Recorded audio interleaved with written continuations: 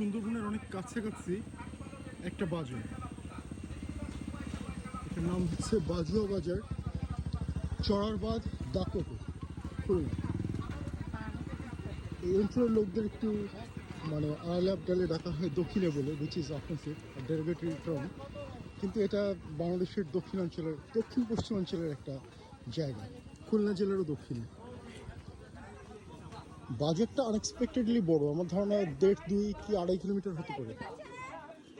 আর এখানে আসার দুটো রাস্তা আছে, একটা হচ্ছে বটিয়াঘাটা হয়ে, যে রাস্তাটা ভীষণ ভীষণ সুন্দর এবং মানে প্রাকৃতিক সৌন্দর্য, দুটো নদী পড়ে মাঝখানে, আসতে ভালো লাগতো আর কি।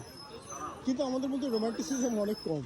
আমরা যে রাস্তাটা বেশি কনভিনিয়েন্ট, মানে যে রাস্তাটা চলাফেরা বেশি সহজ, আমরা সেই মোংলার রাস্তাটা ধরে সহজে চলে এসেছি কম সময়। কারণ পূর্ণিমা চাঁদ হচ্ছে ঝলসানো রুটি, রাইট?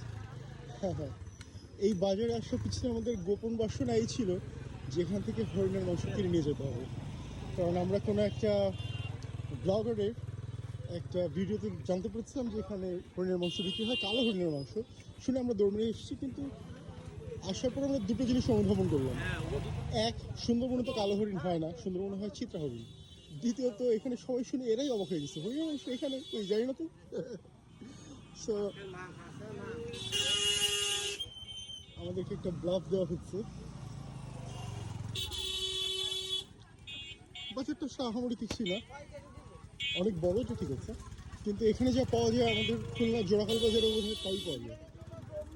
মাছগুলো একদম তাজা, ছটফট লাফাচ্ছে, মানে খুবই সম্প্রীতি ধরা, এটা বোঝা যাচ্ছে। সবজিগুলো তাজা তাজা।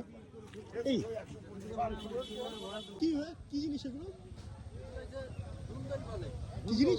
ধুন্দল। ও, কোথেকে নিয়ে এসছেন এগুলো? পিরোজপুর থেকে নিয়ে আসছেন? বাপরে বাহ, ঠিক আছে ভাই, থ্যাংক ইউ। পশুর নদী আর চারণ নদী, এই দুটিকে সংযুক্ত করেছে এই খালটি। স্থানীয়রা এটাকে একরকমভাবে বললো যে সীমারেখা খাল। আমি জানি না সীমারেখাটার নাম নাকি সংযোগ খাল বোঝাতে ওরা বললো যে সীমারেখা খাল। এই খালের উপরে একটা মঞ্চ করা, বেশ বড়।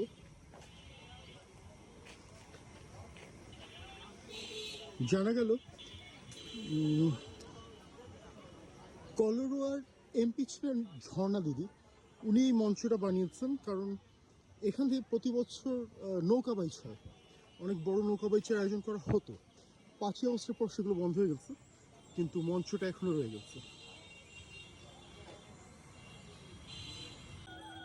আমরা কালো হরিণের মাংস পাইনি, কিন্তু ব্ল্যাক বেঙ্গল ছাগল পেয়ে গেছি।